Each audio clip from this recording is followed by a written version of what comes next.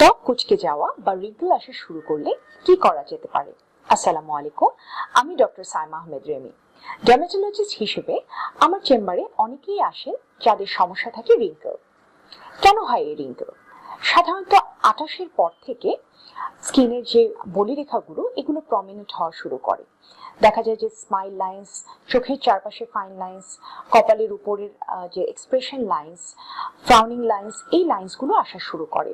পাশাপাশি স্কিনের যে মিড ফেসের যে ফ্যাটগুলো থাকে সেগুলো বয়সের সাথে ধীরে ধীরে কমতে শুরু করে এবং ফেসের যে প্লাম্পি লুকটা থাকে, অর্থাৎ গালের দুদিকের যে ফোলা ভাবটা থাকে, সেটা বয়সের সাথে সাথে ধীরে ধীরে ধীরে এটা আস্তে ফ্ল্যাট হয়ে যায়।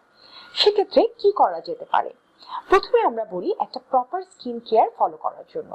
তার মধ্যে রয়েছে স্কিনের টাইপ অনুযায়ী একটা হাইড্রেটিং ময়শ্চারাইজার, প্রপার ক্লিনজার, সেই সাথে আমাদের স্কিনের যে টাইপ অনুযায়ী সেরাম ব্যবহার করতে পারি। পাশাপাশি রেটিনল কন্টেইনিং ক্রিম লাগানো যেতে পারে।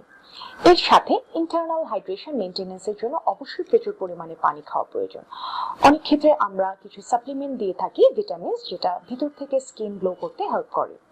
এছাড়া বেশ কিছু প্রসিডিওর আছে যেগুলোর মাধ্যমে কোলাজেন প্রোডাকশনে হেল্প করে থাকে।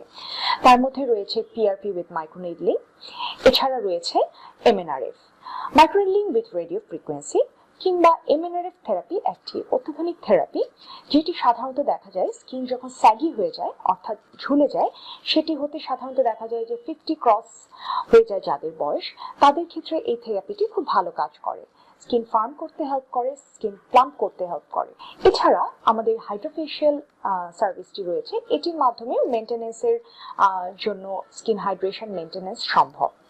এর পাশাপাশি খুবই গুরুত্বপূর্ণ হচ্ছে ডায়েট।